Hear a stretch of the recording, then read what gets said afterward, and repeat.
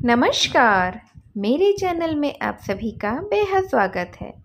आज मैं आप सबके लिए लेकर आई हूँ एक धार्मिक कहानी, जिसमें हम जानेंगे कि तुलसी के पास दिया जलाने से क्या फल मिलता है और आखिर क्यों रविवार और एकादशी के दिन तुलसी पर जल नहीं डालना चाहिए।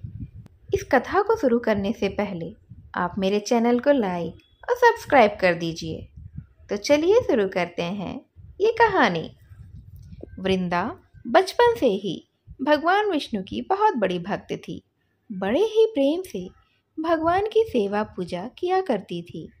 जब वह बड़ी हुई तो उसका विवाह राक्षस कुल में दानवराज जालंधर से हो गया।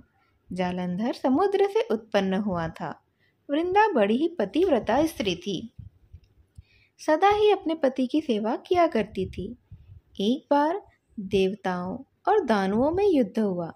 जब जालंधर युद्ध पर जाने लगे तो वृंदा ने कहा कि स्वामी, आप युद्ध पर तो जा रहे हैं, आप जब तक युद्ध में रहेंगे मैं पूजा में बैठकर आपकी जीत के लिए अनुष्ठान करूंगी, और जब तक आप वापस नहीं आ जाते मैं अपना संकल्प नहीं छोड़ूंगी। जालंधर तो युद्ध में चले गए, क्योंकि वह वृंदा की इस बात से बेहद प्रसन्न हुए थे और उन्हें विश्वास हो गया था कि जीत तो उन्हीं की होगी, और वह खुशी खुशी युद्ध में चले गए। और वृंदा व्रत का संकल्प लेकर पूजा में बैठ गई। उनके व्रत के प्रभाव से देवता भी जालंधर से जीत नहीं सके थे। अब सारे देवता हारने लगे तो विष्णु जी के पास चले गए।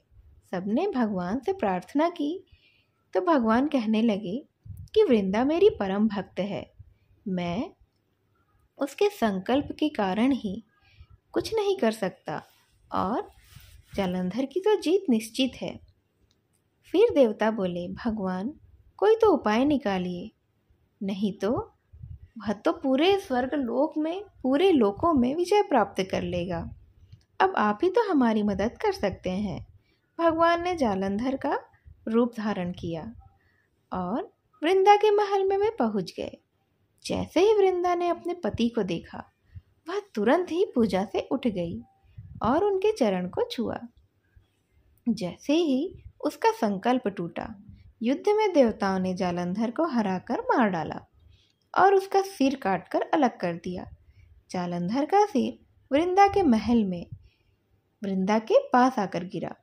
जब वृंदा ने देखा कि उसके पति का सिर तो कटा हुआ पड़ा हुआ है, तो फिर यह मेरे सामने भला कौन खड़े हैं, आखिर यह है कौन?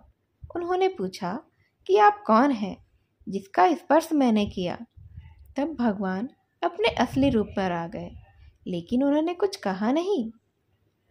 तब वृंदा को सारी बात अपने आप ही समझ में आ गई और क्रोध में आकर उसने भगवान को श्राप दे दिया कि आप तुरंत ही पत्थर के हो जाएं। अब भगवान तुरंत ही पत्थर के हो गए। सभी देवता हाहाकार करने लगे। लक्ष्मी जी भी रोने लगी। माँ लक्ष्मी ने वृंदा से प्रार्थना की कि वह अपना श्राप वापस ले ले। तब वृंदा ने भगवान को अपना दिया श्राप वापस लिया और अपने पति का सिर लेकर वह पति के साथ ही सती हो गई और उसकी राख से एक पौधा निकला।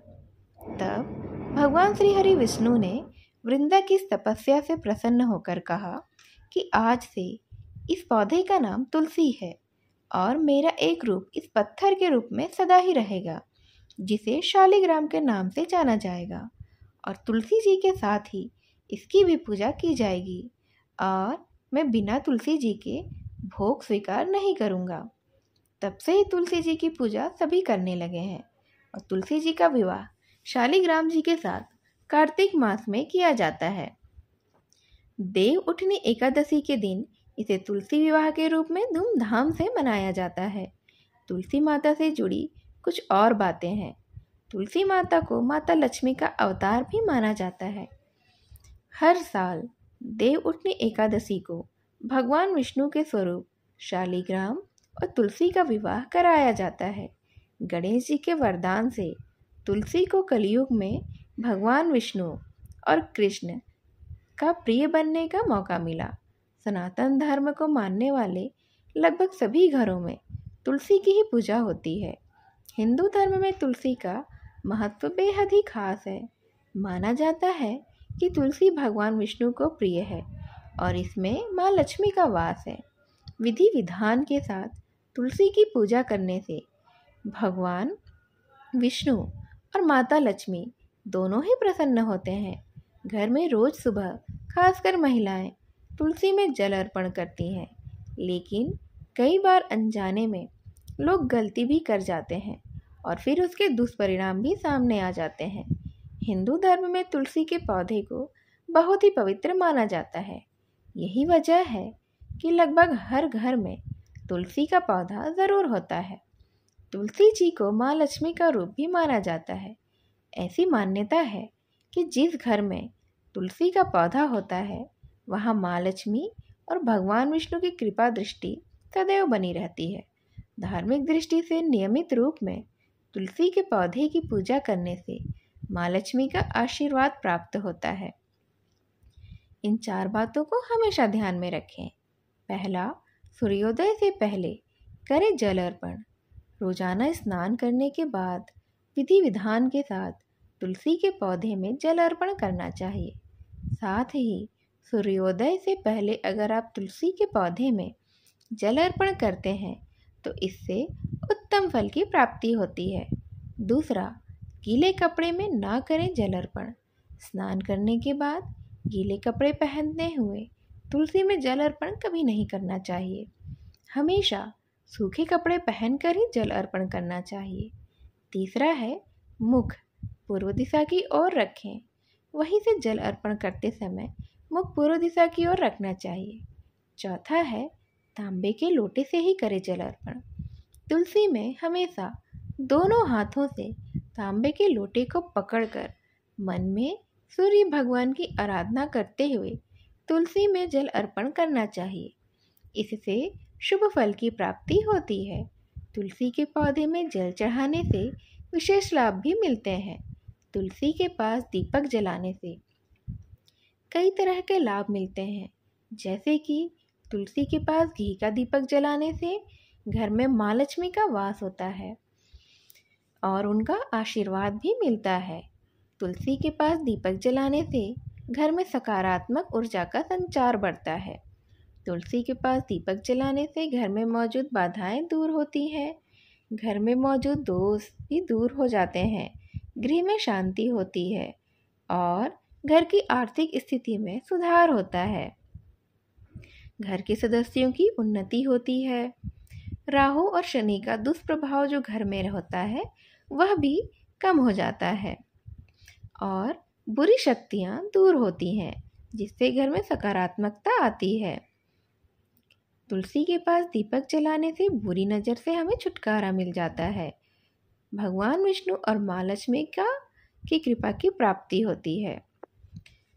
हम इनका वास तुलसी की जड़ों में भगवान विष्णु शालिग्राम का वास मानते हैं।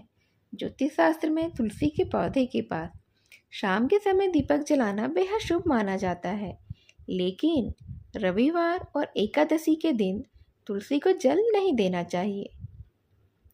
क्यों? आइए जानते हैं इसके पीछे क्या धार्मिक कारण है।